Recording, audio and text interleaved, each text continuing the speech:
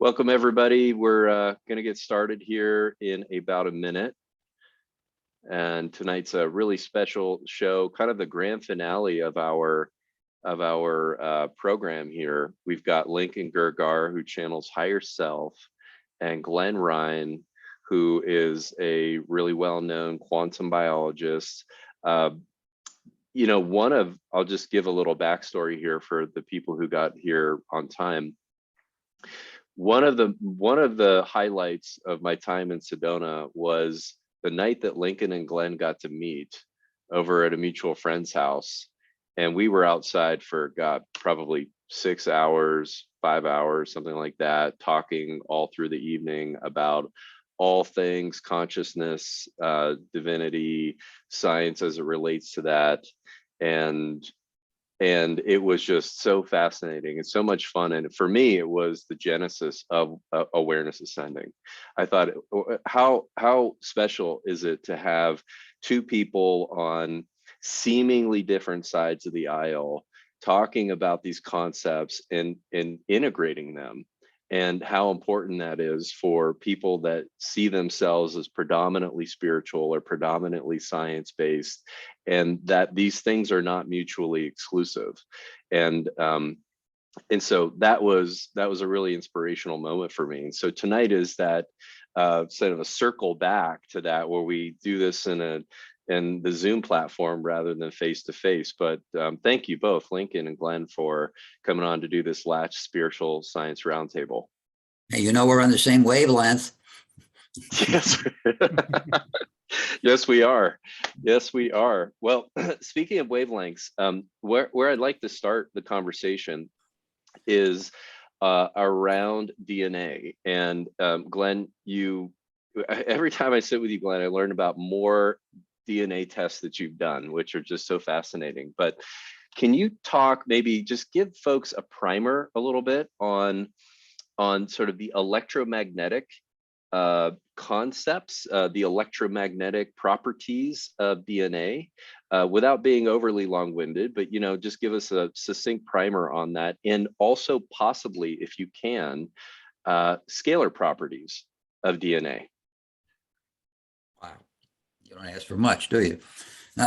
Okay, well, the first part's easier, because most people think of DNA as the source of RNA and proteins in the body, because that's the biology dogma. And I'm not saying that's wrong. Obviously, that is what occurs, but DNA does so much more. And for this conversation, the important thing for everyone to understand is that DNA acts as an antenna in the body, which means it picks up energies and it emits energies of its own. What it does when it picks up an external energy, I have no idea. I've been more focusing on its ability to broadcast energies. Now, we do know from a science point of view that DNA contains and emits light. It's somewhere between violet and ultraviolet in its wavelength, speaking of wavelengths. The idea that DNA can act as an antenna also allows the DNA in one cell to communicate with the DNA in another cell, allowing two cells, or in fact all cells in the body, to communicate with each other via this electromagnetic light scalar energy. Now, when science, so that's a little bit of an extrapolation on my part, but if we're talking about scalar energy, and there's no real evidence that the DNA emits scalar energy, but if it does, scalar energy it travels in higher dimensional realities, and it isn't limited by the laws of physics in terms of limitations about space and time. So that means that scalar energy emitted by a DNA molecule communicating with a nearby cell with its own DNA can happen instantaneously and non-locally. So this is how the body becomes whole, and this is how the body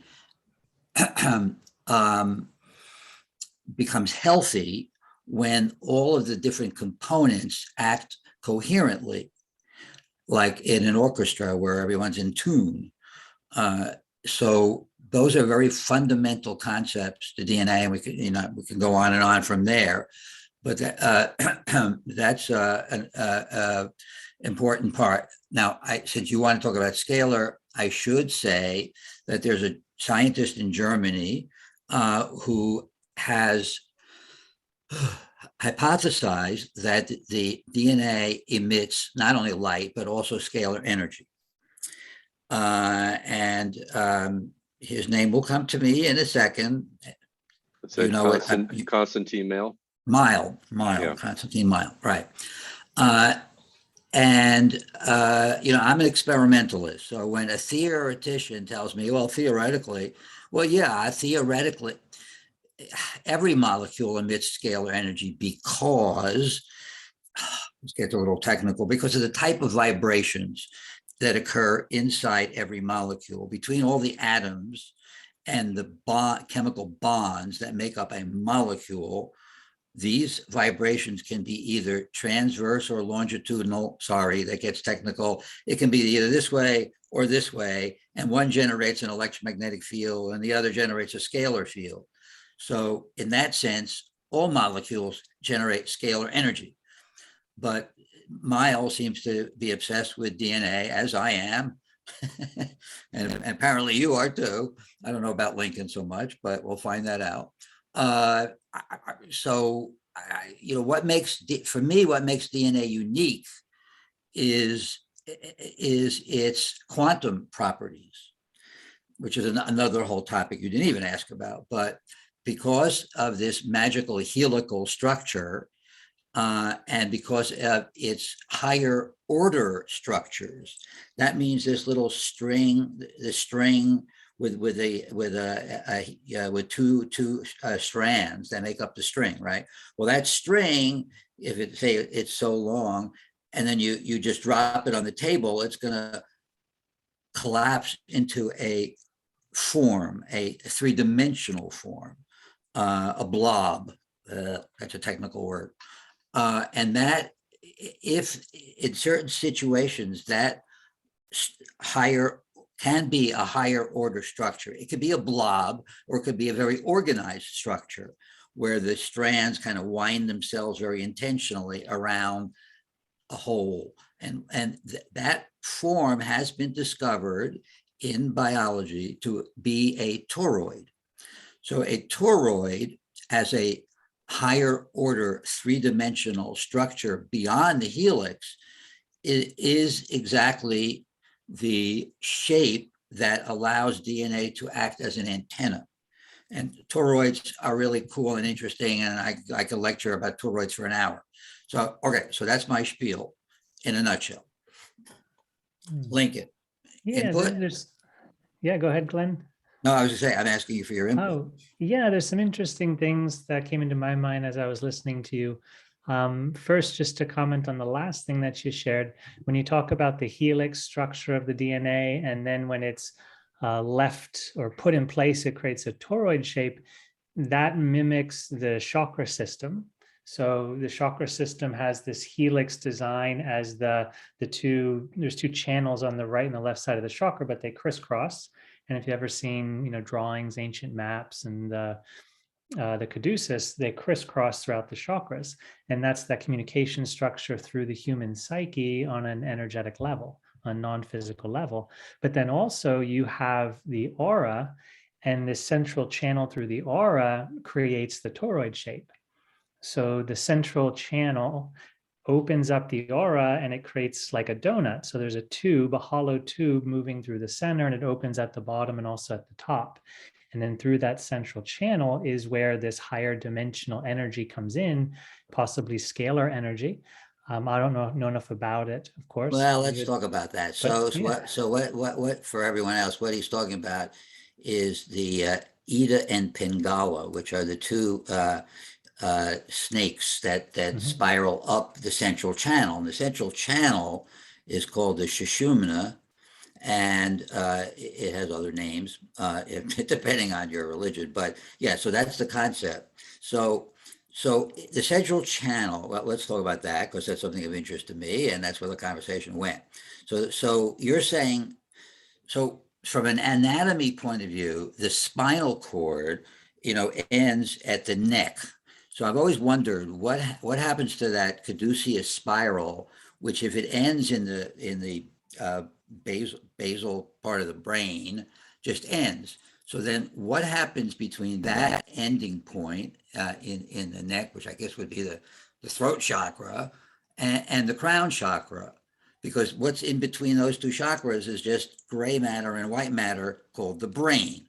So how does energy flow from the crown to the throat? Is that also a spiral and all that? Yeah, so I perceive it happening in different dimensions. So like when I go into meditation, I can feel an energy travel a straight line up my spine, and I can feel this pumping action. So there's like a pulsating and a pumping action, and there's an energy that feels like it rises up the spine, and it takes like the curve of the spine shape. So my body will undulate, kind of like a snake or a serpent, how that moves and undulates. So that's, for me, is happening in the body, and it goes up the neck and it goes into the center of the brain. So it's like an electromagnetic current, possibly through the spinal cord. Some have related to the pumping of the cerebral spinal fluids, or actually turning That's on. That's all over the brain. Is there a channel that connects the throat chakra, the pineal, and the crown? Yeah, so that's the other aspect of it. So for me, there's the one that's physical, that actually moves my body, and it feels like a current going up my spine into my brain. And that feels like it's very much traveling a physical pathway. But then there's another layer that I feel that's more non-physical. It's more psychic or psychological or energetic. And that feels like a quality of energy that's like a thick tube. And that doesn't follow the pathway of the spine. It just goes straight vertically through my body. So it doesn't end at the back of the skull. It actually just continues to penetrate through the top of the skull like a column. If you think about like a Greek building and you have these straight columns, it's like that. So for me, the endocrine system is overlaid on all the chakras. So there's significant endocrine glands that are located where the chakras are located. And as we look at the endocrine system, it's a hormone production facility.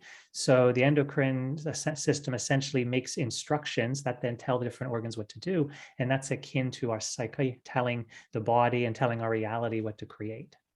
So we're interpreting life and we're communicating energetically. It comes into the biology through the endocrine system that then gives hormones into production that then instruct the physical body on its behaviors.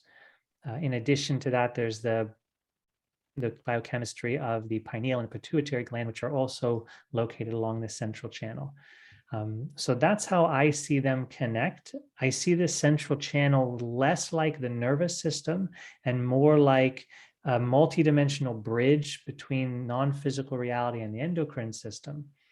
But then again, when I'm doing these meditations and I'm having this Kundalini activity, I do feel this pulsation that rises up my body through my spine, and that actually moves my body. So I know it's electrical in nature because it is triggering the muscles to move as this big pulse moves through my body.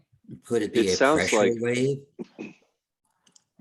Like sound is a kind of pressure wave. It could be, yeah, because it definitely moves me and my body really contorts. Literally. Yeah, it really moves. it almost sounds, Lincoln, like it's two different kinds of energy that you're experiencing. Definitely. One Yes, is a that's what he's describing. grosser that's maybe following that CSF channel, that there is a concentration of that CSF in the brain of the ventricles. Mhm. So yeah, he's right, it's all over the brain, but there's a concentration in the ventricle area, which is directly adjacent to those two glands that you were talking about. So it's that could be the more electromagnetic component of Kundalini, and the subtler column-like sensation, a subtler energy. Does it feel subtler, softer, Oh, yeah. finer? Yeah, definitely. And it has more of an intelligent property. So the electromagnetic feeling through the spine feels more physiological. And then the column of light, it changes my personality. I feel happy, I feel elevated, I feel blissful, I feel free, I feel expanded and liberated. So it's not the physical movement that gives me the psychological change. That's just like electric currents jumping through my body. But when this other channel activates, the fuller that becomes, the more my personality becomes this feeling state of blissful happiness and love. Well, you used the magic words right there, the column of light.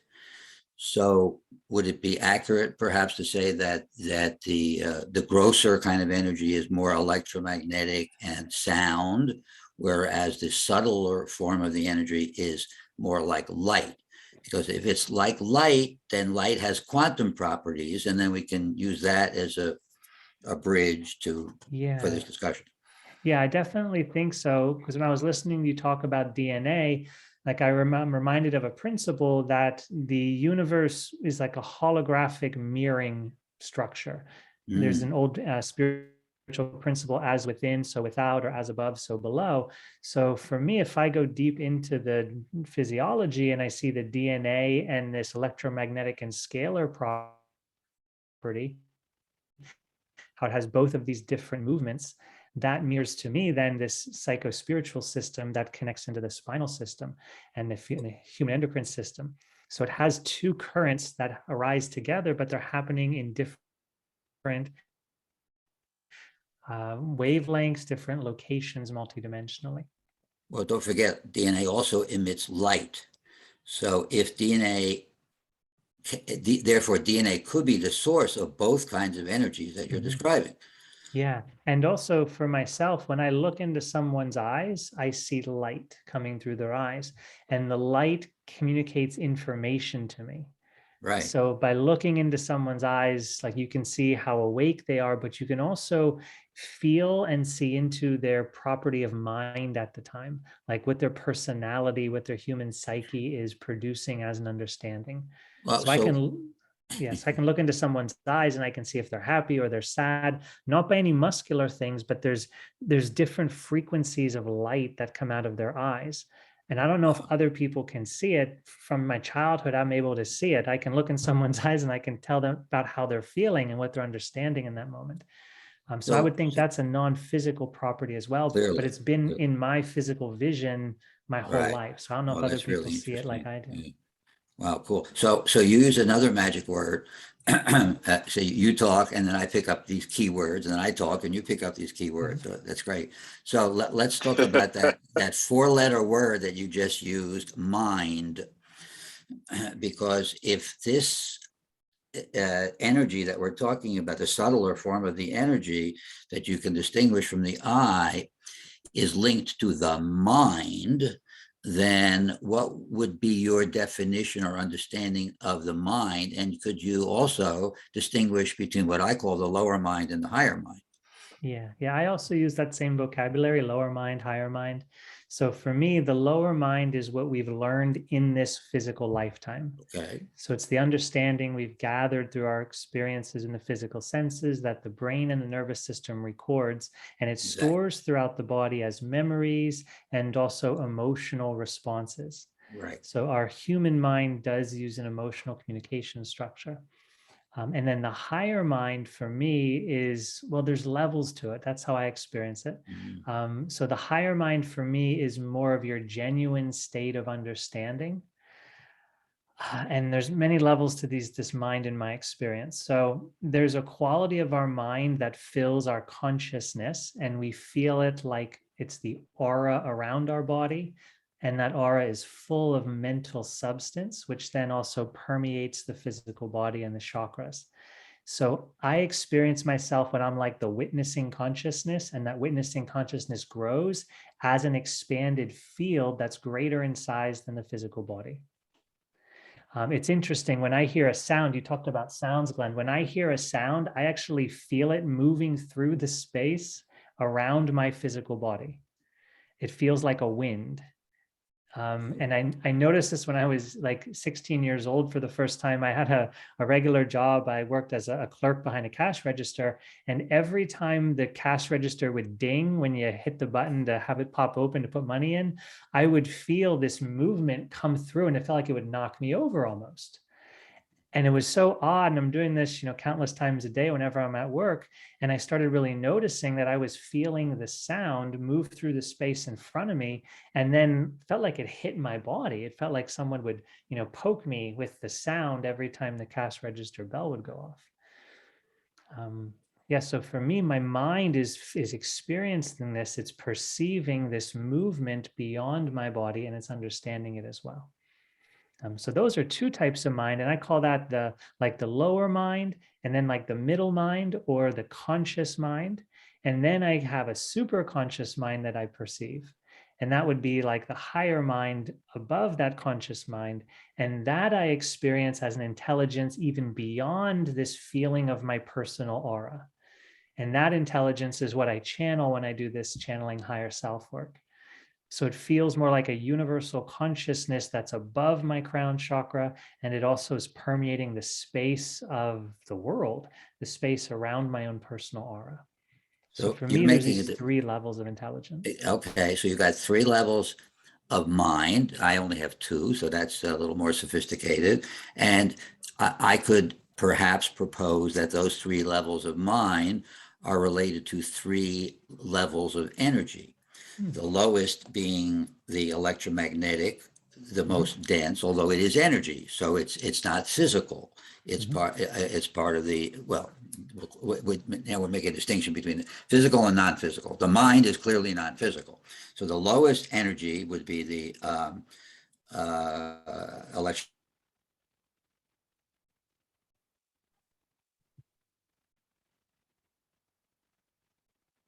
I think we may have lost him for a moment. Okay. We'll let his internet catch back up again. Yeah, until it comes back on, I'll mention an idea that came into my mind, then I'll run it by Glen. So he's talking about the electromagnetic energy being the physical energy, and there's a system in India called Samkhya, and it's an ancient philosophy. And so the author is this man named Kapila, and he created Samkhya theory. And in this theory, he talks about physical reality coming out of the etheric reality. And then the etheric reality is related to your throat chakra. And as we know, sound is an electromagnetic thing. And there are some theories that out of that electromagnetic spectrum, all atomic nature is created. So we have then the 4 elements of earth, air, fire, and water, or solid, liquid, gas, and heat. So it's interesting. It's fascinating. Yeah, it relates to yoga observations. As soon as you earlier in the conversation had related what he was talking about, the morphology of DNA and the toroid that gets created from it, it occurred to me that these are holographic in nature. In other words, the substructure of a cell that has DNA in it is essentially the same as the entire body's structure in the same way. And so we kind of follow that thought a little bit further. It's almost as if, I don't know if this is an upward trend or a downward trend, but you could see it as an emergent property that having enough cells and the coherence, let me get you back in here, Glenn. The coherence of all of the DNA is creating this chakra system from a bottom-up kind of emergent type perspective. And then it occurred to me, if it is a bottom-up type perspective, that if one has, I don't know, an issue in one of those chakras, it is perhaps related to an issue within the DNA of a particular cell. Have any thoughts on that? Yeah, my understanding is that it's not so much a linear time creation, like top down or bottom up, but rather it's a simultaneous expression. So in Buddhism, I read a long time ago when I was in college that they have a theory that I think it's called interdependent origination, which essentially says there's no beginning to the universe, there's no end to the universe, everything originated together, everything was made all at once. And when I look then at the DNA, I agree. I think the DNA has this mirroring property to the human energy system and the psyche. And then also, I think it has a mirroring property to the universe at large. Mm. And because there are theories that the universe is a toroid. And then there are also theories, and I don't really know any names of anybody who's put them forth, but that, of course, our physical universe is interacting with a non-physical universe. And possibly that's that other current of energy coming through that central channel of the toroid. So it becomes like linking chains, two chain links together, and we have these dimensions linked together.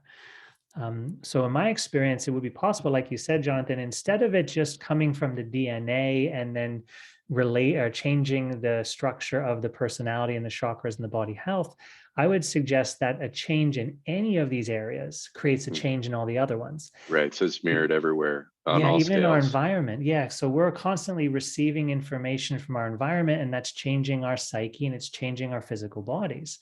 And so something appears in the environment, it creates a simultaneous change in the DNA and in the human psyche all at one time. And then, like Glenn was saying earlier, there's evidence that it's not localized. So the DNA of one cell is always emitting and receiving information to the DNAs of all the other cells. And that's like our own human consciousness. We have a collective consciousness in which all of our minds as human beings are connected and all of our psyches are exchanging information. So like an empathic person would feel another person's energy. A long distance energy healer is able to send energy, and that's like the DNA communicating.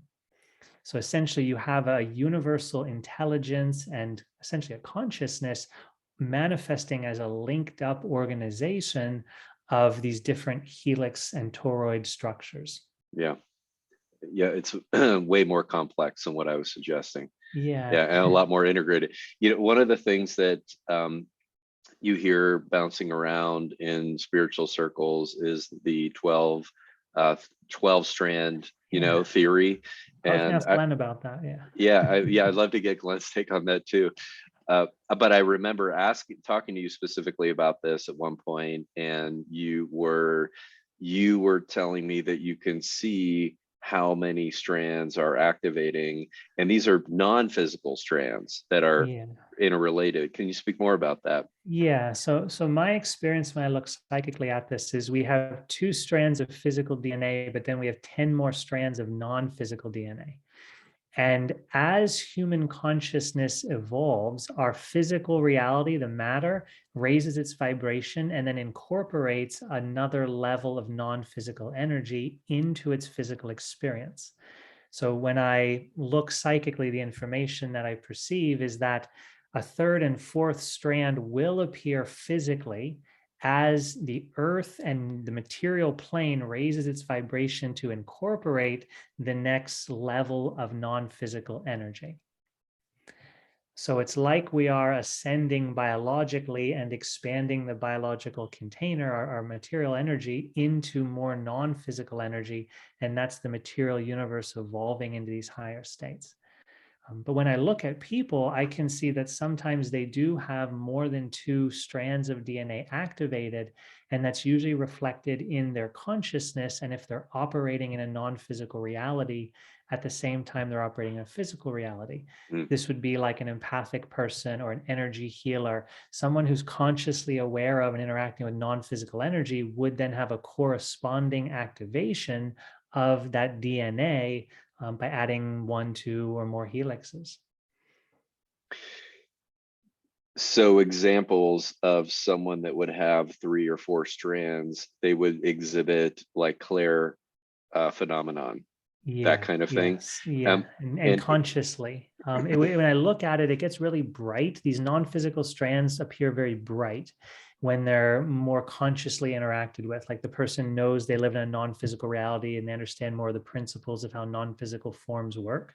So using your mind to manifest things, sending energy, being a healer, being psychic or clairvoyant, this would create a brighter 2nd and 3rd, or 3rd and 4th helix. If a person is not very aware of the non-physical, that 3rd and 4th helix are going to look more transparent, less filled with light. it's like they're not awakened in their experience. So that's how my mind sees it. When I look with my mind's eye, that's what I see. So yeah, the more a person consciously experiences it. So some of us, when we first start awakening, we feel energy, but we don't really know how to work with it. We don't understand it. That would be those third and fourth helixes turning on and maybe being like 25% opaque. So first it's like 0% light radiance, and then it becomes 25% as we start to awaken, 50% as we're more awakened, as an example. So there are folks that have these abilities that are not necessarily benevolent in nature. You get what I mean by that? Like they may be using these things for nefarious purposes, or they might be, doing some military spy stuff or whatever they're doing. When you're using the word awaken, are we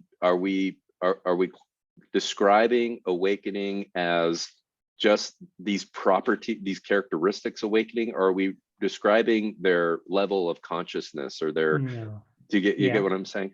Yeah. I use the word awakening more as an increase of awareness. So like when you're awake, you're aware. Doesn't mean you're wise. Doesn't mean you have a high level of understanding or you're altruistic. For me, awakened more or less means I'm perceiving more. So I'm awakened that there's more than just physical reality. We are awakening in all these different areas of our life. So for me, it's more of a general idea that I'm more aware of non-physical things. Now, my experience as well is there are people who are awakened to energy and they sense and feel and work with energy, but they do use it for nefarious reasons. And the way that my mind understands it is that it's more about the level of desire and the wisdom that we have. So the less a person is in unity consciousness, the more they think and act in self-centered ways. And the more a person is in unity consciousness, the more they understand that myself is everything. So I'm going to do things that benefit more than just me. So the more selfish, the less, again, sometimes I do throw around the word awakened, but the less awakened to unity consciousness the person is. They can still be very aware, use psychic abilities, understand the laws of creation in a non-physical way, but they use it for selfish things, and it doesn't matter if I hurt or harm anybody else. And we see this a lot of times with like financial greed. I want all the money. If you want it, you should take it. Try to take it from me. This is a competition. That's like, it's like an animalistic, lower level, lower consciousness way of looking at life, but they have these developed abilities using non-physical reality. So in their mind, a selfish person who causes harm to others views life more like a competition. It's a dog eat dog world, and the more powerful I am, the better I am, the more influential I am, and that's the purpose of life, to try to become as most powerful and dominant over my environment and the people in my environment as possible. But that's a powerful person in a low level of wisdom. They're in separation consciousness. They haven't yet realized that if I hurt other people, I'm putting suffering into the universe, and I just added suffering to my own reality. So the more we awaken, the more we realize, the more happiness I can spread, the more everyone wins, and then my reality is better as well. So does the spiritual heart play a role in the activation of wisdom, or that ability to recognize this greater field that we all exist in and cohabitate? Yeah, definitely. Yeah, for me, the spiritual heart is the depth of your intelligence.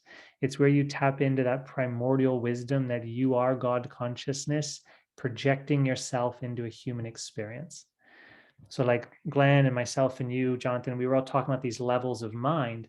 And the mind, how it appears, is forms and structures in creation, like levels in creation. But beyond that is myself as the creative consciousness. It's like the levels of mind are forms within the dream, and my consciousness is the dreamer of that dream. So for me, the spiritual heart's the center of ourself, and it's also the beginning of ourself. So the more I go within myself, into my spiritual heart, the more I tap into that unity understanding. And that's the wisdom piece. Now, also what happens is, as at least my experience is, as I got bigger, as I awakened more fully into these higher chakras, my heart light got stronger as well. And there is a quality of higher unity in these higher chakras above my head. So it's like I needed more fuel to expand my aura and expand my form-based being, my psyche. And so I radiated more love. I came into my reality more as the creator that I am. I loved my life. I embraced this experience of life more. And that's really how it felt. Because when I was doing this before, I was more Zen, no mind, who cares? Just like, be quiet. And I didn't expand as much, and I didn't gain wisdom. It wasn't until I started loving life. It wasn't until I started doing the higher self channeling and this energy started activating inside of me that then I expanded so much more. My psychic abilities took off. I was psychic before then, but they really took off. And this heart energy expanded to give me access to the higher chakras. Like I grew as I expressed my soul level consciousness more. Do you think that the Zen quality that you kind of were born with was a prerequisite for this spiritual heart activation, or you could have potentially bypassed that with doing these practices early on, or previous lifetime, or whatever it was? Yeah, I don't think I could separate it. I mean, this has been my experience, so I don't know anything different than that. But as I observe other people and I teach people and I work with them, I do see that the level of quiet in our mind is related to how deeply we can experience that consciousness. But again, there are people who also students of mine and people I know who have very busy minds, but temporarily it can go quiet and they can get into these non-physical altered states of consciousness and they can experience this divine love. So there's different doorways to enter into that spiritual heart experience, but definitely a characteristic is that quiet human mind structure. Fascinating. Yeah. Really fascinating. Mm-hmm. I got a text from Glen. He's having technical problems, so it looks like it's just us and everyone else. I thought, unless you have something more to say on this, that we can take some questions from some of the people tuned in. Yeah, sure. Yeah, I'm open to questions. That's always a lot of fun. So if you're live with us and you want to either chat a question in or open up your mic, feel free to do that. And Lincoln could answer a question.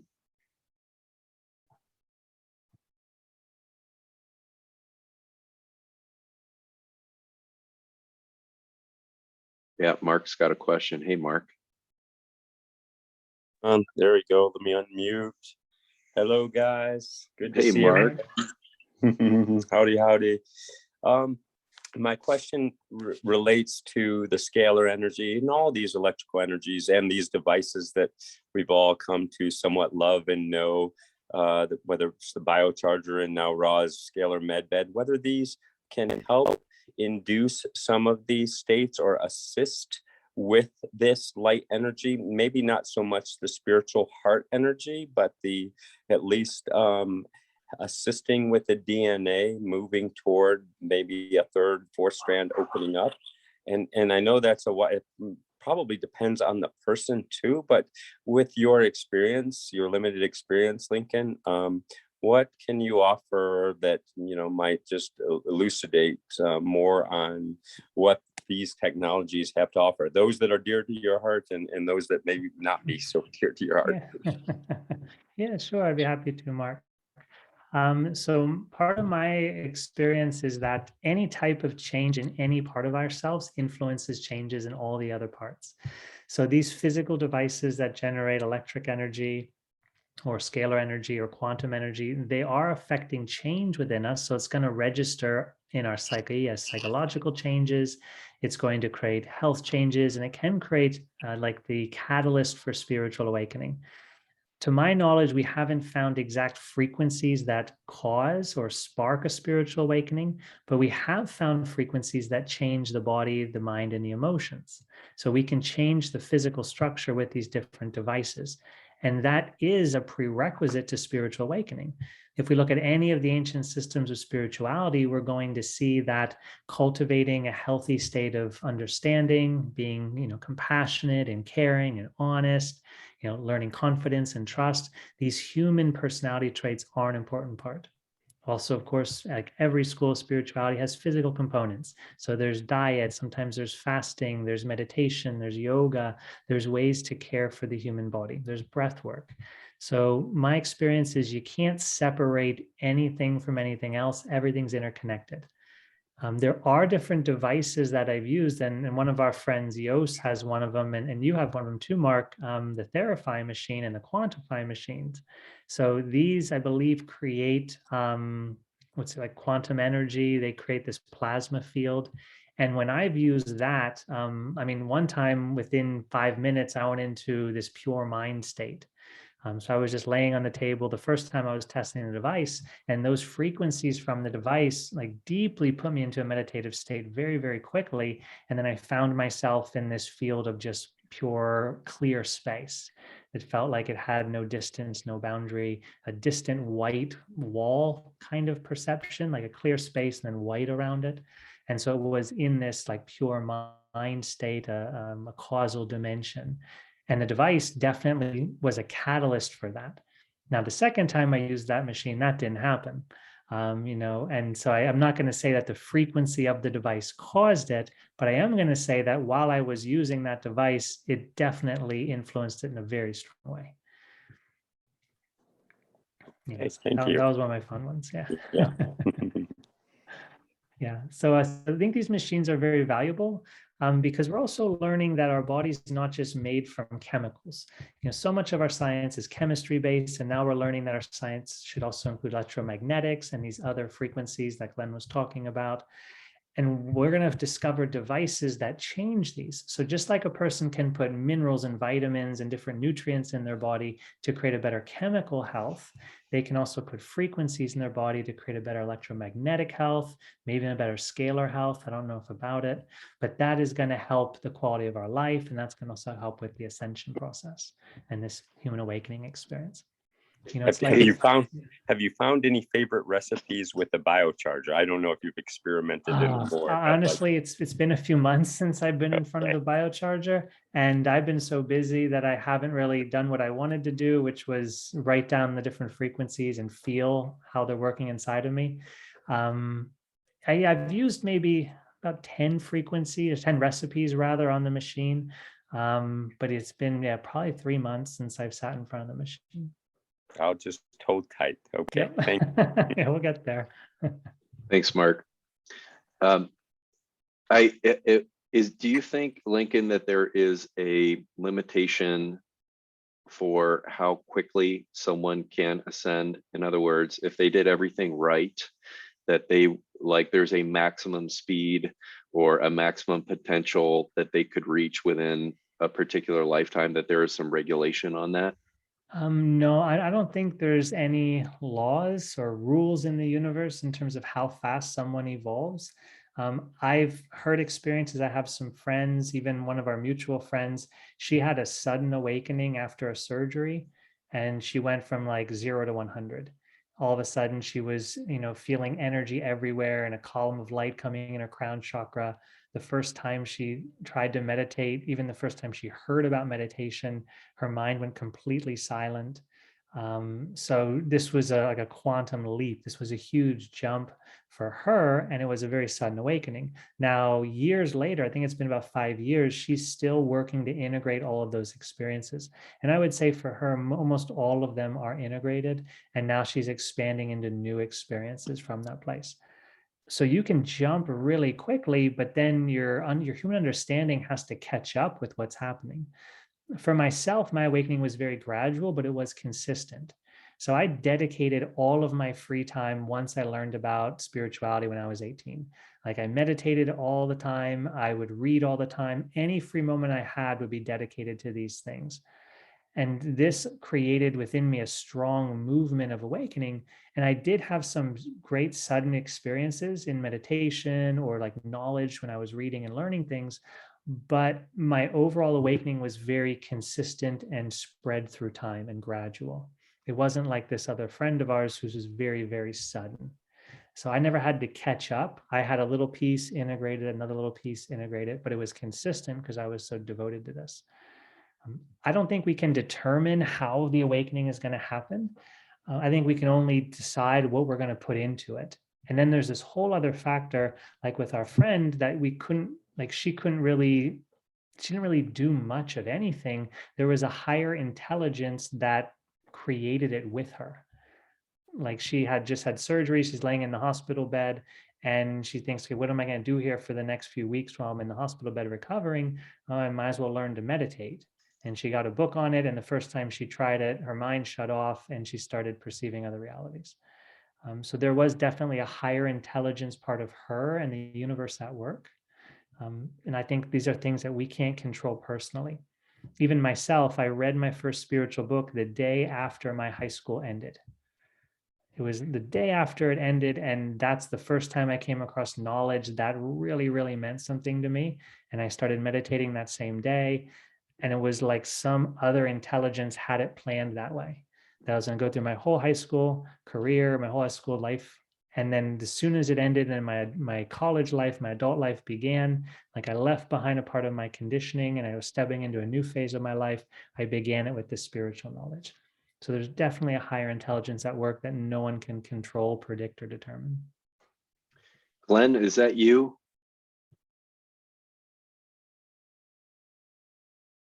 And can you hear me now? Yes, now we can hear you. Oh, that button. Okay, it's not obvious which is on and which is off. Two different colors. Sorry, my phone was, my computer died because I forgot to bring the charger and I'm not at home.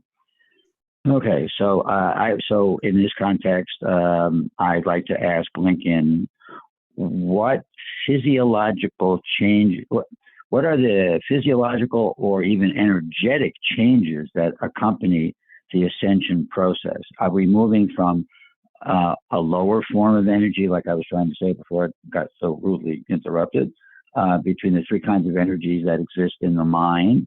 Is it a question of the energy becoming more refined?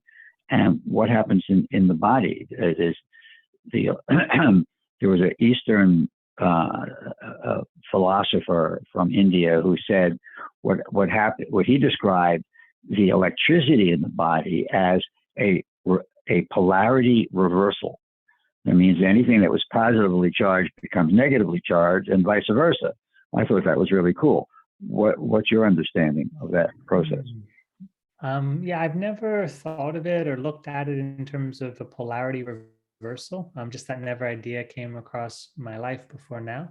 So I never really thought about it or looked into it. And usually I base things on what I'm perceiving myself. So for me, I can definitely say that the way my physical body functioned changed a lot throughout my awakening. And I was doing lots of different practices that would put more energy into my body, different advanced forms of meditation, different breatharian techniques, things like that.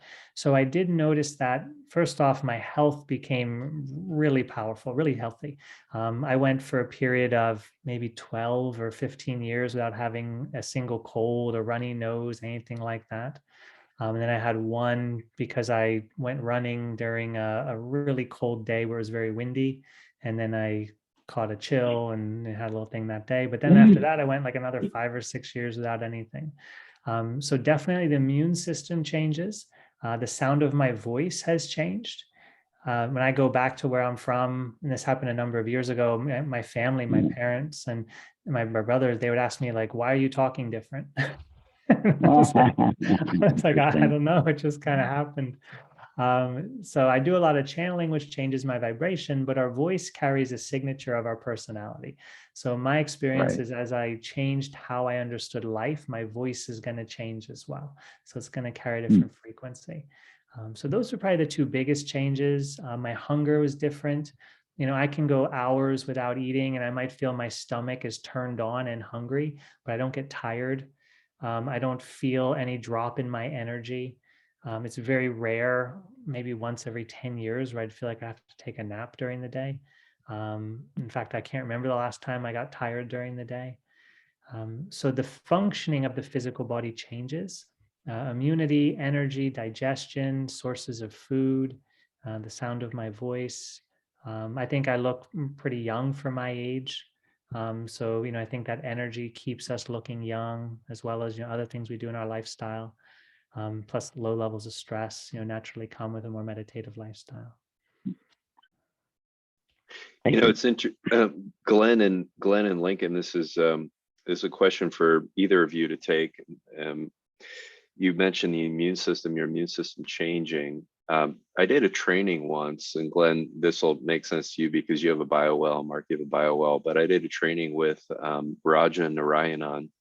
You may even know him, Glenn, but in the training, he was saying that the parameters of the immune system, you have the left and the right within the biowell. Well, the biowell, for people who don't know what it is, basically, Glenn may disagree with this description, but Konstantin Karaka, it's a current generation Kirlian photography measuring basically electron biophoton emissions from the fingers and then parsing them through the meridians, and algorithmically determining on those meridians at different segments as they pass through tissues and organs, whether that energy is high, low, or optimal.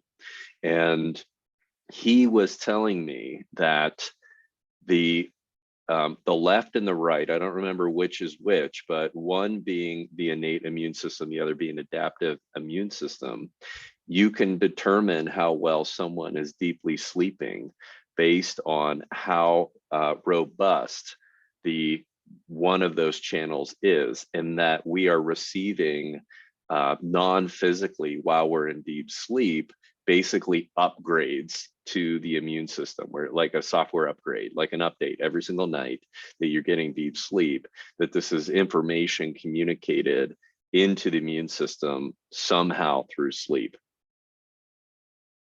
Any thoughts or comments on that? There's a connection between sleep and the immune system, I imagine. I don't know the biochemistry or the mechanism. Clearly, when we are dreaming, we're downloading information that, most dreams are kind of just going over what your consciousness did during the day, but then they're divinely inspired dreams, if you will. So clearly that's going to enter your body, not just your mind, and the immune system is one of the most important systems in the body to keep your body running healthy. So if spirit ever wanted to heal us, that would be a good way to do it, or be healthy in general.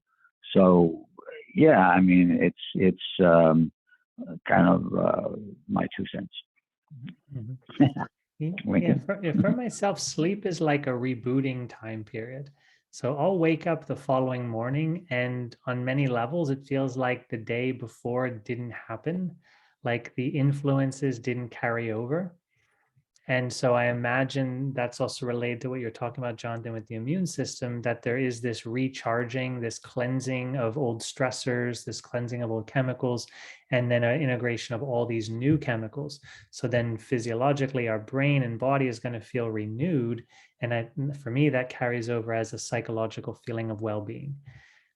For myself, if I have any type of stress, like strong stress, psychological stress during the day before, I'll have a lot of difficulty falling asleep. I'll lay in bed and I won't even be having thoughts necessarily, but the energy of the distress will keep my body from falling asleep. Yeah, I thought his concept was interesting because he was essentially saying that there is information that's being transmitted and downloaded non-physically that then got coded biochemically in the immune system. Yeah, and a lot of people report having dreams or these divinely inspired dreams of being in classrooms and being with their guides or their teachers and receiving new information and new instruction while they sleep. And that then would relate to what the scientist is talking about with the immune system of downloading, these higher quality pieces of information that allow for a greater experience. Glenn, did you have another question? If not, there's a question here in the chat. Yeah, that's fine. I'd rather talk about non-physical things, me.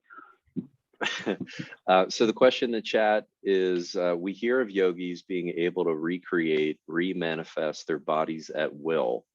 Is this an example of being at a higher level of mastery, integrating both the non-physical and physical dimensions of life, or a reflection more of their level of consciousness? Or both? Yeah, I like the or both answer. What's your answer to that, Lincoln? That's an interesting question. Yeah, I think with anything, there's ways to go about achieving any new level of realization. Like, I think sometimes these experiences of manifestation and bilocation and spontaneous healing are a direct result of an up-leveling of spiritual consciousness. So you'll hear people, for example, who have near-death experiences, and they go to the other side and they communicate with their higher self or the mind of God or some greater spiritual beings. They're given all this wisdom. They understand life and their problems. They understand reality in a new way. Then they come back into their physical body, and their physical body's healed. Organs are regenerated, diseases are removed, things like that happen. So I think just a really strong up-leveling of consciousness automatically recreates the body to mirror the understanding of the consciousness. So I think that's one way, but then I think a person can go about it in the reverse way as well, because we've seen examples of that, where people do purely physical practices like breath control, pumping and tightening their muscles of their body, and they create physiological changes this way. So someone might reference like the Wim Hof method, where you're using the power of your mind and your willpower, but you're also holding your breath and doing these things. And it's been measured that his body is able to clear viruses and remove illnesses from the body very quickly. So I think there are mechanical ways, and there are ways through consciousness that then create these changes in how the human body functions. But then a whole nother level is like these yogis who actually can dematerialize their bodies and turn it into atomic energy. I really haven't seen any examples of that, although I have seen some pretty remarkable things that yogis have done with my own eyes, but I've never seen anybody dematerialize and rematerialize their body. But again, I would think it's kind of the same. You could do a lifetime of practices and learn how to manipulate matter, or it would just be a natural result of having an extremely high level of awakening. Well, this is the same question that I was basically asking you, Lincoln. What happens to the body when you become awake? And I guess my obsession with that is because the spiritual experience of awakening is when you get an influx of spiritual energy into the body, whether it's through dreams or through meditation or through breathing. The question for me then as a scientist is, well, how does that energy influx manifest in the physical body? I mean, between your answer and the question was like, reactivate the body. Well, what exactly does that mean? Because remember, I'm a biologist, so I'm kind of going, well, what? Okay. Is your lymphocytes? You got more T helper cells. I mean, it could be something as physical as that. But I'm, with my interest in the energy in the body, my focus has always been on what is the energetic changes that occur in the body, which then result in a more healthy body. Mm-hmm. And my answer to that, which was, because my version of the answer to that would be that the energies in the body, I can't remember the name of the Indian guy who said, well, the polarity changes. Well, that may be, but I think what happens is that the lower forms of energy are elevated and become higher forms of energy. And in my language, what I was trying to describe before I got interrupted was the three levels of the mind being the three levels of energy, electromagnetic being the most gross, and then scalar, and then quantum. So if there's a transition, an energy transformation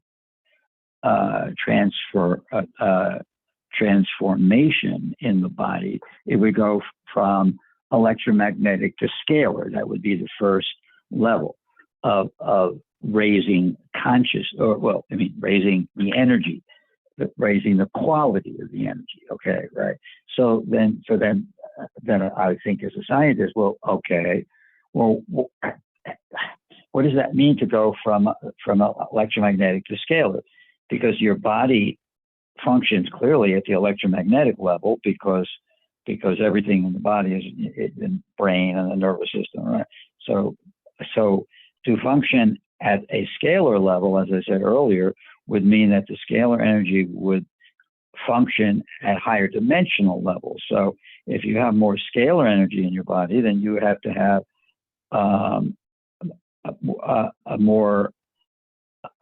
the energy. Your body would need to make a transition from space-time reality to beyond space-time reality, or in New Age lingo, make a transition from 3D to 5D.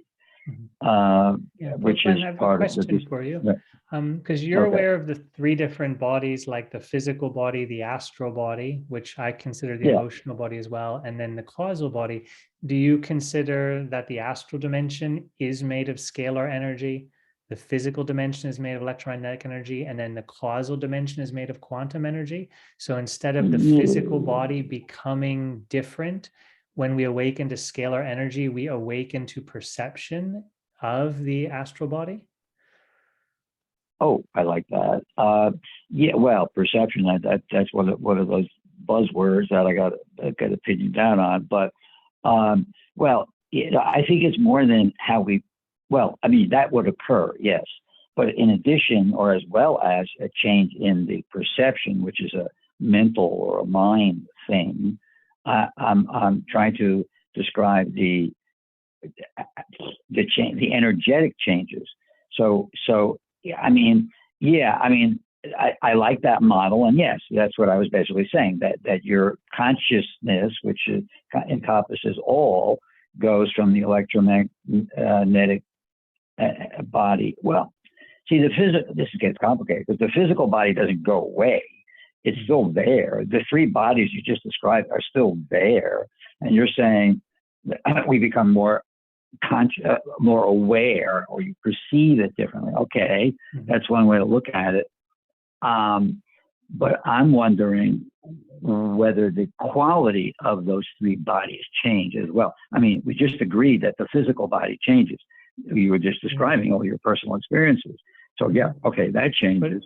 And is that also what happened, Glenn, is that also it could be that the quality of electromagnetic energy improved and the quality of the scalar energy improved, and therefore the health and the function of my physical and emotional bodies improved. So maybe these three energies, quantum, scalar, and electromagnetic, are the descriptions of the energy of the different dimensions, and then within those energies, then they can increase in their quality or their strength. Well, so this is a very important concept for everybody, because this is what healing is all about. So whether we're changing the energy, the quality of the energy has now been proposed, and then there's the coherence of the energy, which is another possibility, so that each kind of energy is going to be there, and there may be a change in the ratio of the three energies. That's possible, or as I just proposed, another way to describe the quality of the three energies is to describe them in terms of coherence, where they're more organized, and they're still there, but they're more organized. And another way to think about it would be that the interaction between the energies is changed. So how they couple to each other is changed, because they're all obviously it's all part of the body, and the three different bodies, so they couple to each other perhaps in different ways. Yeah, this is a very important question, because it tells us the essence of healing. Do you think that the coupling can be removed? like could we uncouple scalar energy from electromagnetic energy, or is that connection always present? We're just not perceiving it. Yeah, I think they can be physically, well, the connection and the quality can be changed. Of course, I'm assuming that what I just said assumes that the more coupling, the better. But maybe it's not a question of quantity of coupling, but it's the quality. Exactly how do they couple? Do they couple harmoniously? I don't, it gets very complicated, but I think this is a really important question, and I don't really know a lot of these answers, which I'm kind of asking you, and you're asking me. So this is great, because I don't know. I'm just theorizing. I'm using my left brain here to say what can happen. We got three different kind of energies in the system. How can they interact or interplay or change, at which would bring about some kind of a healing modality? But also, I want to add that that model that you just proposed, Lincoln, that there are three fundamental levels. I think there are many more levels, which gets even more complicated because, well, I mean, and there may not be an energy that corresponds to each level or each type of energy, but the causal, I mean, there in the Indian tradition that I studied called Kashmir Shaivism, they have 64 levels between the physical body and God. So that gets a little complicated, and I'm not sure I could come up with 64 different kinds of energies to describe each level. I just wanted to throw that levels. Hey guys, I'm going to just jump in here for 1 second. I do not want to break this up, but I need to go for a little bit to manage my kids. They're out of control, but I'm going to leave this open so that you can continue to discuss this important thing if you desire. Yeah, well, actually, I have an idea. Why don't we do this again next month, or is that we run out of time? Because I'm sorry, but I missed a big chunk of it, and Lincoln and I could just obviously go on for hours. Well, it's up to you guys if you want to continue, or we could call it here. Yeah, I'm happy either way. Glenn, what do you think? Would we be able to continue next month? Not in this format. We'd have to find another way to do it. Oh, this format kind of ends. Okay. All right. Well, let's just keep talking. I'll be back in a little bit if you guys are still on. Okay, thank you, Jonathan. Thank you, Jonathan.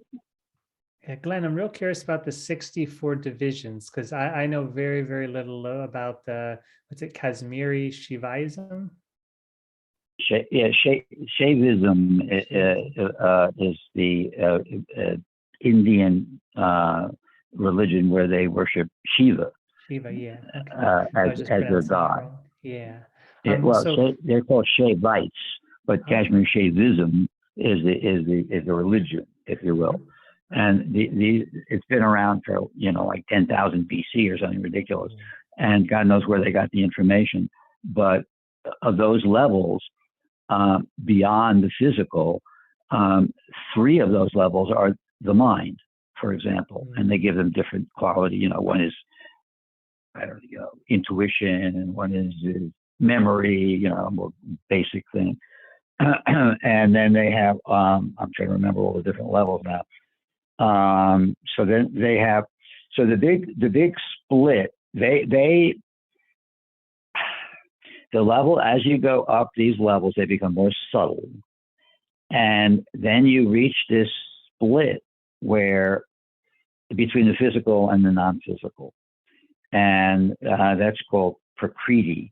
And that's like level 38 or something. I can't remember. And then everything above Prakriti is pure, if you will. And everything below that, between Prakriti and the physical body, is impure. It's energy. What I would use the word dense energy rather than subtle energy, if it would be one way to look at it. And so evolution is the process of going from the physical body. No, I'm sorry. Well, they make a distinction between evolution and involution.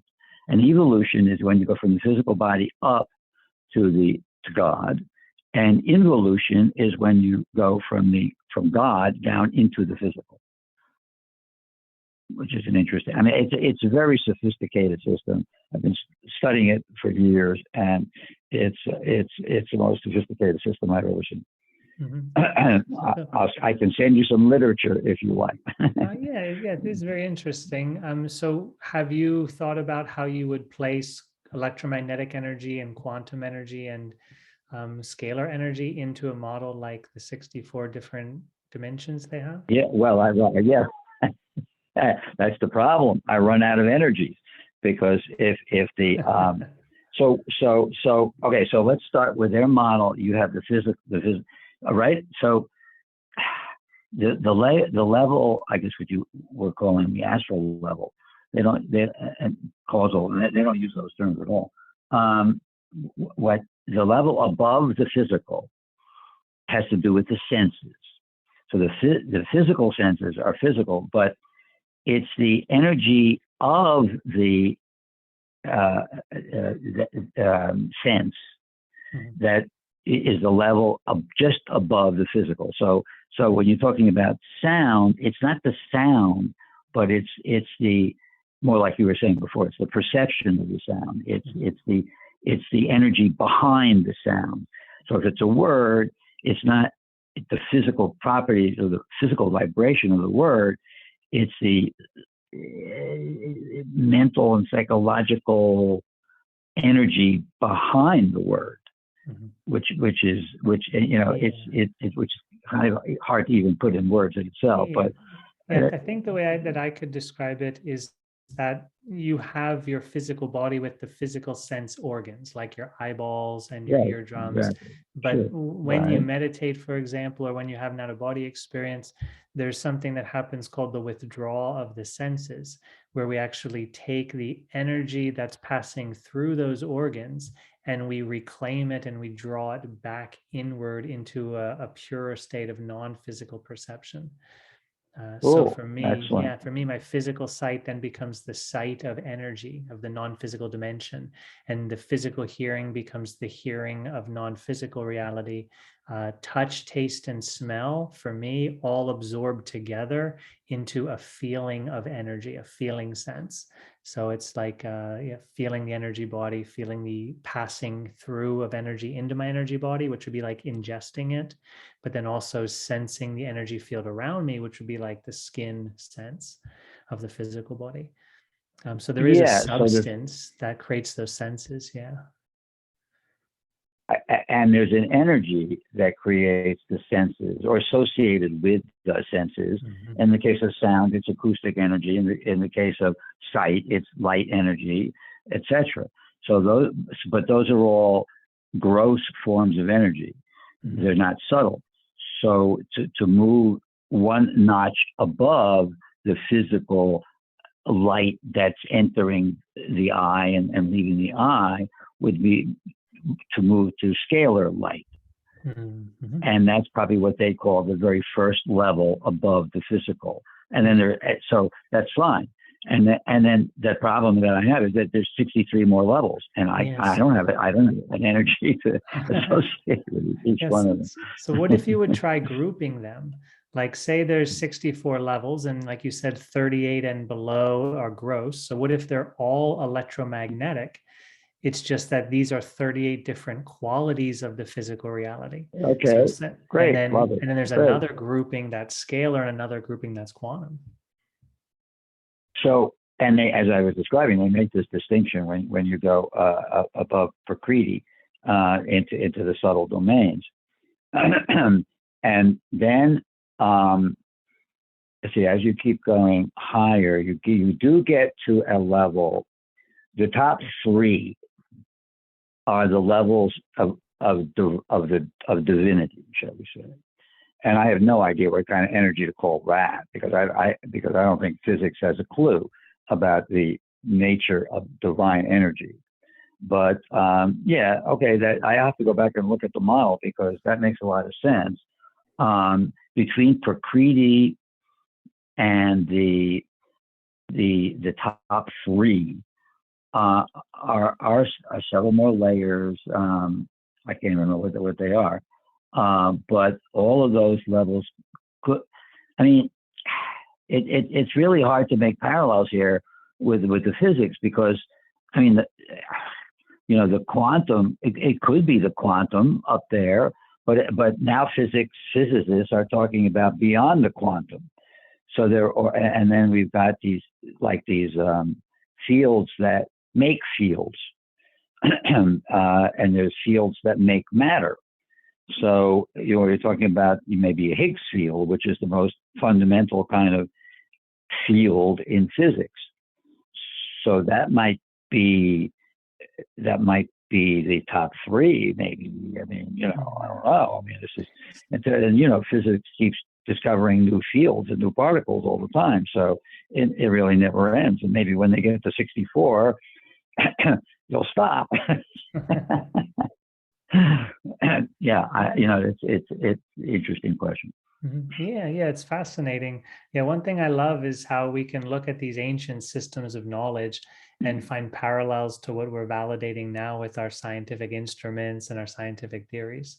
And it's fascinating because it's like we've always known this information, but we forgot it inside of our collective consciousness, only to then have it again reemerge as humanity goes through these cycles of consciousness and awakening. In fact, I know a theoretical quantum physicist on the West Coast who is studying exactly that.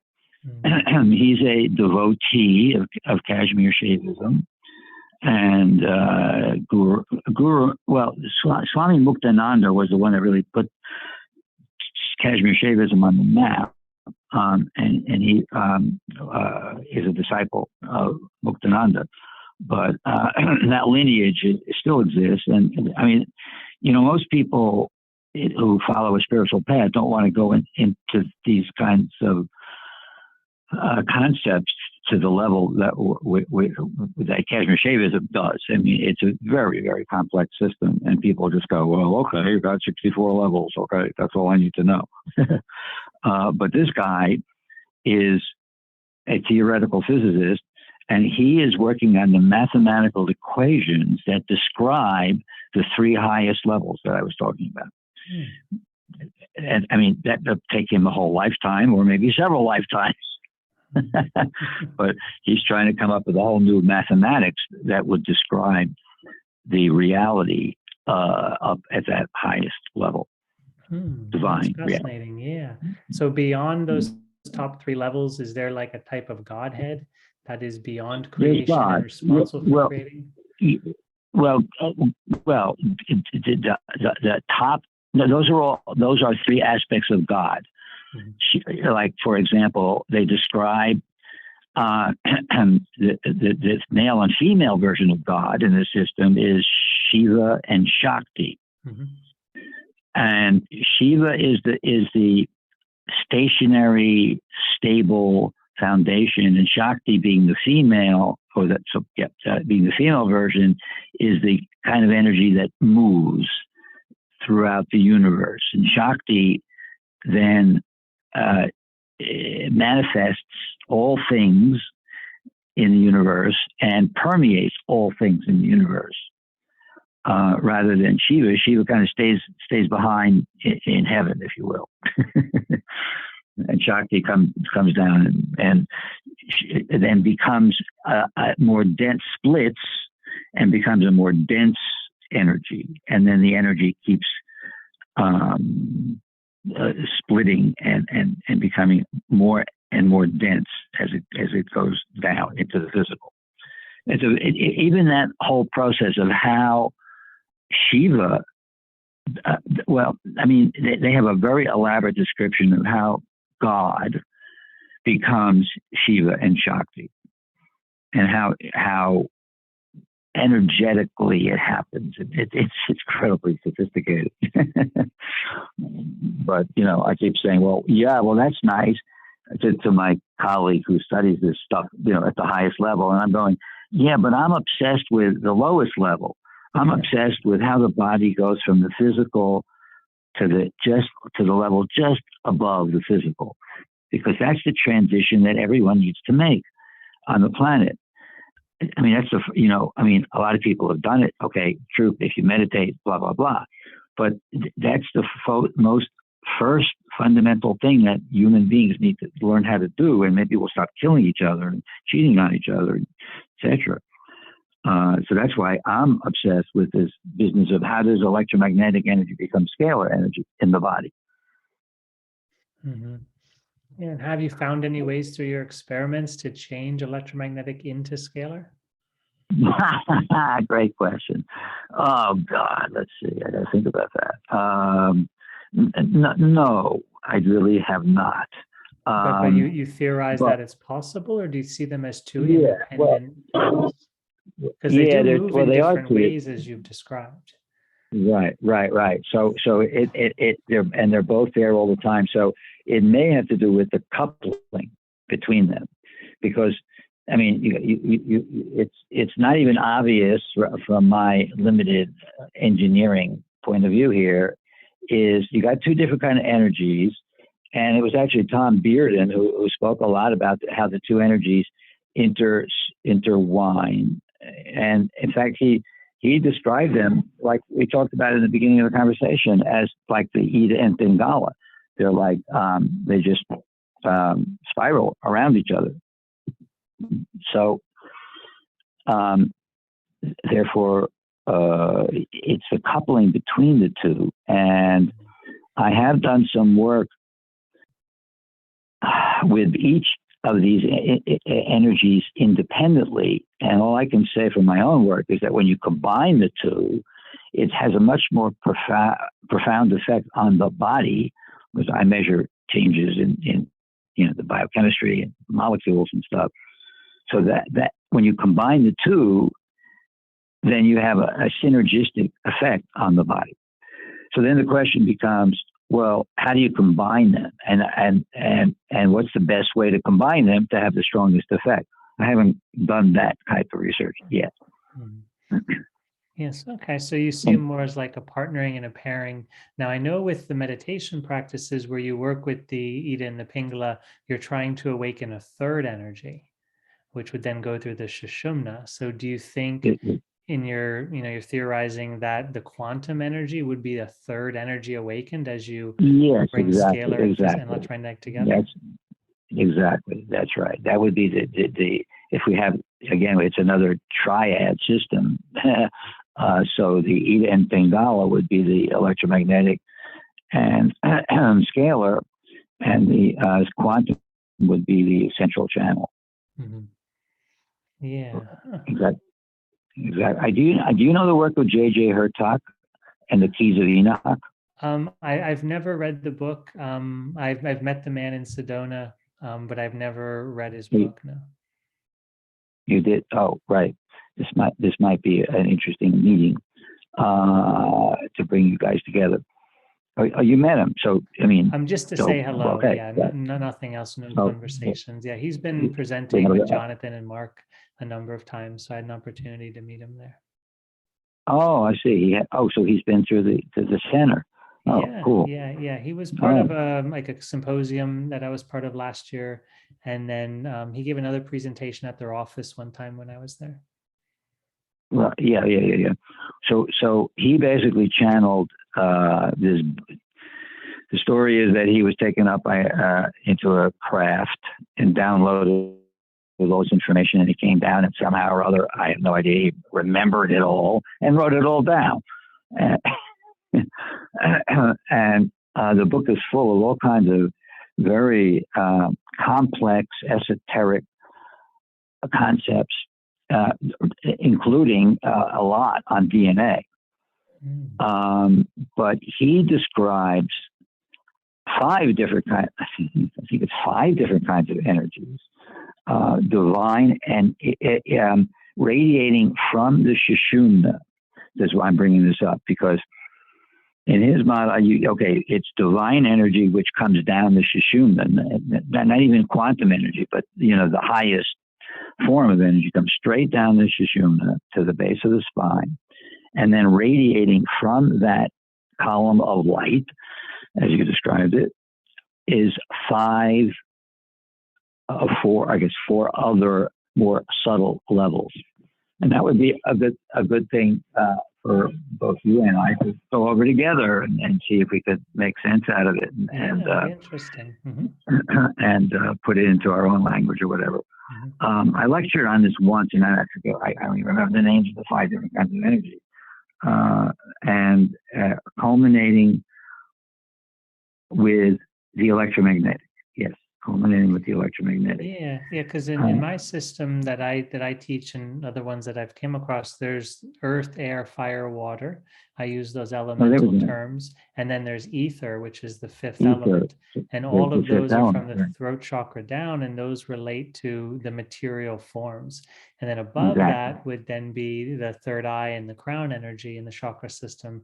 And those are more related to consciousness. So they might be what's considered more divine in JJ's system. Yeah, exactly, right. And in Kashmir Shaivism, there's the 3 higher levels. And in the body, the 3 higher levels are what? The crown, the pineal, and the third eye. Yeah, the pituitary. Yeah. Pituitary. Yeah.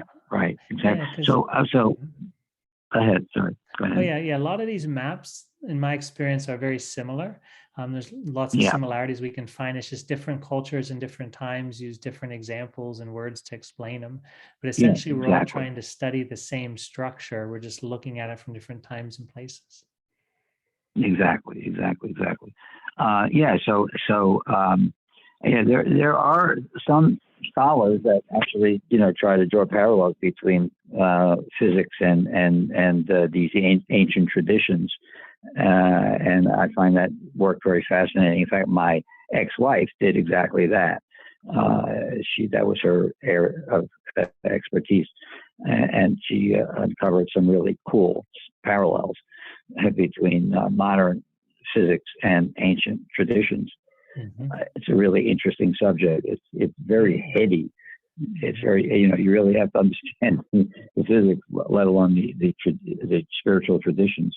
And I was always very excited to talk to her about her discoveries. That was kind of really cool. So do we have anybody? Oh, so we don't know if anybody else is even listening, because we don't have I can see the chat. Yeah, I can see the chat. So does anybody else have another question that they'd like to post? That's where I'm trying to go. Thank you. Yeah. I'm on the phone. Yeah, we only have the one in there so far that we've already answered. Which was a great one, actually. Yeah, it was good. Very, very thoughtful. So, so while people are listening or not listening, I should tell you that I'm coming back to Phoenix. I'm leaving on for next week. So on July 2nd and July 3rd, I'll be around if you're around. Yeah, I won't be around for a little while. I'm out of the area at the moment. But Jonathan will probably be around, and everybody else will probably be there. Oh, you're not physically in Sedona, huh? Oh, okay. No, not right now. Oh, okay, gotcha. Yeah, we'll get together though. I always love our gatherings. They're a lot of fun. Yeah, well, I now, for the record, have a job in Phoenix, so I come to Phoenix every month. Oh, that's great. So I tried to link up with you. I did see Jonathan last time I was in town. I guess maybe you weren't. I don't know, that was in May. So there'll be plenty of opportunities to get together one of those months. Yeah, definitely. When are you back, actually? Do you have a date? I don't know yet. No, I don't know yet. Oh, okay, fair enough. We'll see. Yeah. Okay. We don't have any other questions in the chat. Is there anything else that you wanted to bring up? Oh, here's one. Well, another one just popped in. Okay. Does the dimension from which the higher self exists have any links to what scientists refer to as the quantum field? Well, that's exactly what we're proposing, discussing. There's no scientific evidence, no, because scientists don't have a clue about what all these spiritual terms that we use. But it's all theory, and that's exactly what we've been discussing. What are the energies associated with these higher levels? The only way I can answer that question is to say that one type of energy we've been discussing, scalar, does exist and travels within five-dimensional reality. So that would suggest that these different higher forms of our subtle body exist in higher dimensions, and you might be able to answer that from a science point of view, and that each of these different dimensions has perhaps a different kind of subtle energy associated with them. Yeah. If I'm trying to put it together, your model and the quantum physics model and scalar model, but if the scalar energy is the energy of our emotional body, our astral body, then my experience is that scalar energy is coupled with electromagnetic energy, meaning the astral dimension is coupled with the physical dimension for this human experience. But then when we have out of body, or when we pass over at the end of our lifetime, there's an uncoupling that happens, and the physical dimension uncouples from the astral dimension.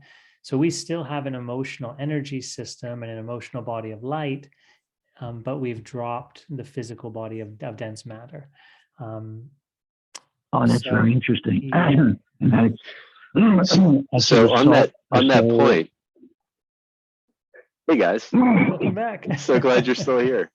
So on that point, Lincoln, what you mentioned once to me that that coupling can happen at different points in a pregnancy term. That is not necessarily right at the point of conception. It can happen, the soul, or however you want to term it, couples later on or earlier on, and the sooner that it does couple, the higher the consciousness of that soul coupling. I would reframe just the last part. The sooner the coupling of the soul into the child's body in utero, the more influence the soul has on the development of their physical body. So physical characteristics differ more from the parents and take on more of the qualities of the soul itself. So the soul impregnates more impression onto the infant that's being produced. And maybe so that would explain that. That's a different type of coupling than the scalar to quantum, or the scalar to electromagnetic, in that this would be more of the divine consciousness. But then again, it would come in with its energy bodies. So when I see like a pregnancy happen energetically, I see that the astral dimension, the astral body, which is the emotions, that does come into the physical body of the child immediately when the child's being made, the body's being made. And that amount can be very, very thin at the beginning. So maybe 1% of the astral body and the causal body are connected into the physical body at the beginning of the pregnancy. And then how much that percent grows over the course of the pregnancy would then vary based upon the free will of the soul incarnating. So some souls, for example, put all their consciousness in the moment they're being born. Like the water breaks and the soul comes into the body at that moment during the actual delivery process. Other times the soul comes in earlier and spends a few weeks or months in the womb. And so the soul loses perception of non-physical dimension and now is purely inside that dark womb space. So psychically, I have seen that when I look at that.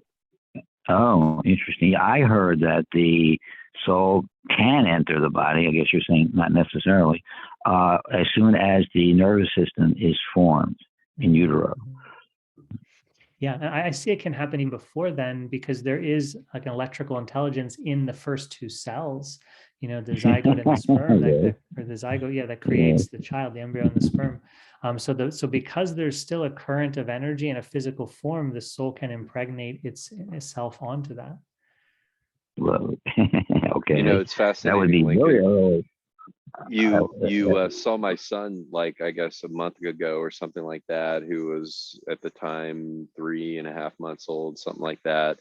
And you looked at him and you said that he's busy on the other side. He's busy in the non-physical dimension. And it's interesting because he has this, the character of his presence was like kind of half there. You know, you could tell he wasn't fully present here in the here now. But there was this like very kind of precipitating event that happened about 3 weeks ago, where he was there that day, and he's now like fully present here and now, and you could tell he's whatever he was doing on the other side, he decided to get here. It was like, get in your body now. It's go time. Yeah, that's awesome. Cool. That's really neat to notice something like that. And this is your third child, so you'd be able to compare the differences in terms of when their souls would incarnate into the body in this fuller way. Yeah, I guess I could, but I just haven't been paying attention until I got to Sedona. You know, yeah, Sedona do that too. Yeah. You talk about subtle. Yeah, that's pretty That's subtle. great. Yeah, cool. We have one more sorry, go ahead, Lincoln. Oh no, Jonathan, you can go for it.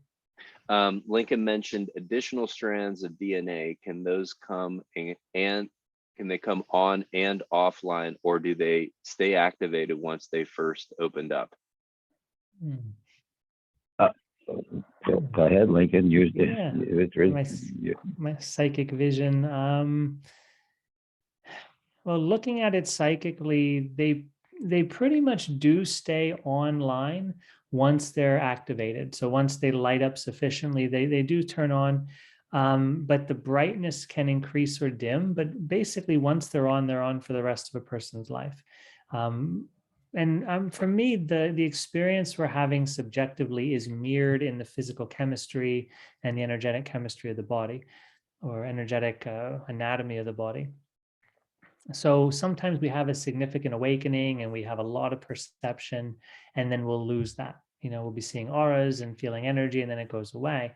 And so that would be akin to the dimming of the DNA strands, but they'll never go back to the level of dimmed light that they were before. They'll never turn or go offline, as you called it, again. But the intensity of which they're manifesting or radiating their light, I do see can vary based upon the type of the experience the person's having. So the counter to that would be during an intense spiritual experience, those strands would even glow even more bright. New ones might turn on and they would remain on and for the rest of a person's life, but then they might dim as well. So the DNA, for me, at least when I see it right now, it's very interactive with, interactive with what's happening in our physical experience. It's responsive to what's happening in our physical experience. So for me, this is $1 million question here.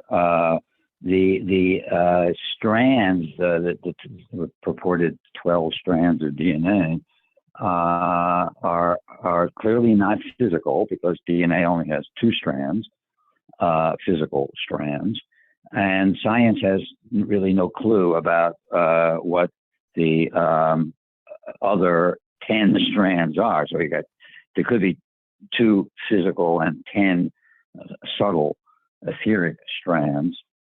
But I become very fascinated by how we can actually activate those strands to promote our own spiritual growth. And, you know, there's a lot of people out there who teach classes on how to activate your DNA. I don't know if you have any experience with that, Lincoln, but they claim that they have these basically meditation techniques which do exactly that, activate the strands. Mm-hmm. And I assume that you got to do them one at a time, and maybe working your way from the outward, from the physical DNA to the first etheric strand. And maybe that corresponds to what we were talking about before, you know, when you raise your consciousness and you move your energy from an electromagnetic into the scalar, that may be analogous to working from the physical DNA to the etheric DNA. Mm-hmm. Yeah, definitely. Yeah, I've never had any experience reading any books on it, taking any workshops, even doing a single DNA activation meditation. For me, my approach has always been pretty basic and fundamental.